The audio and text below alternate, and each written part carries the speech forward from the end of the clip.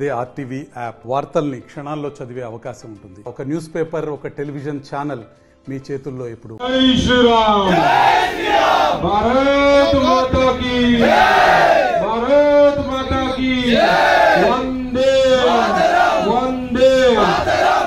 మరి అలా ఇక్కడ రగన్న గురించి మరి నేను హైదరాబాద్ నుంచి రావడం జరిగింది.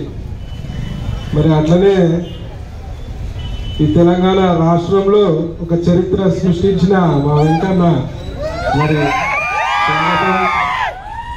ఇక్కడ వచ్చేసిన బీజేపీ నాయకులు, జిల్లా నాయకులు, మహిళా నాయకులు, యువ మోర్చా నాయకులు, మరి బీజేపీ కార్యకర్తలు, మరి హిందూ సోదరులందరూ కూడా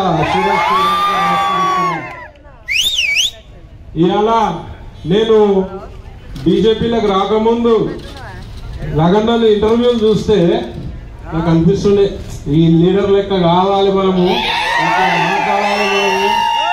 అట్లాంటిది ఇవాళ రగన్న గురించి ప్రచారంలో పాల్గొంటున్నా అంటే నాకు చాలా సంతోషంగా ఉన్నది. ఇవాళ మెదక్ జిల్లా అదృష్టవంతులు అని చెప్తా.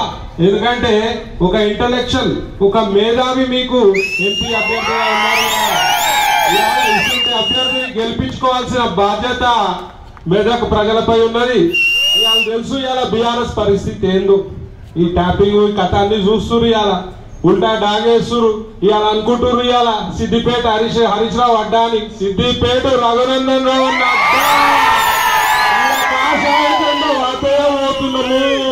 అవుతాయి. నాకైతే అనిపిస్తుంది ఇవాళ ఎందుకో బీఆర్ఎస్ పార్టీ ఇవాళ ఉనికిని కాపాడుకోవాలంటే వాళ్ళు ఎంఐఎంలో విలీనం కావాలేమో అనిపిస్తుంది నాకు. ఇవాళ పరిస్థితి ఉన్నది.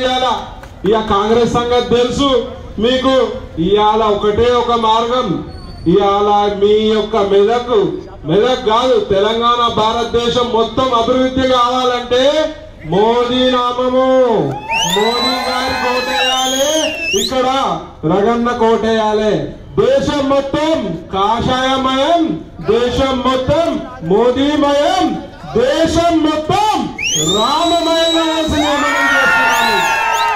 అందరు కూడా మహిళా సౌర్యములు అందరు కూడా ఇవాళ రగన్నకి ఆశీర్వదించి తెలంగాణ రాష్ట్రంలో ఎంపీలలో అత్యధిక మెజారిటీతో గెలిపించవలసిన బాధ్యత మెదక్ జిల్లా ప్రజలపై, ముఖ్యంగా సిద్దిపేట ప్రజలపై ఉన్నది.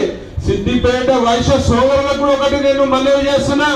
ఇవాళ నిన్నటి వరకు మీరు హరీష్ రావు గుప్పిట్లో ఉన్నారు, బయటికి రావాలి. ఇవాళ మంచి చెడ్డ. మరిన్ని వీడియోస్ కోసం ఛానల్ ని సబ్స్క్రైబ్ చేయండి. లేటెస్ట్ అప్డేట్స్ కోసం వాట్సాప్ ఛానల్ ని ఫాలో చేయండి. అండ్ లింక్ డిస్క్రిప్షన్ లో ఉంది.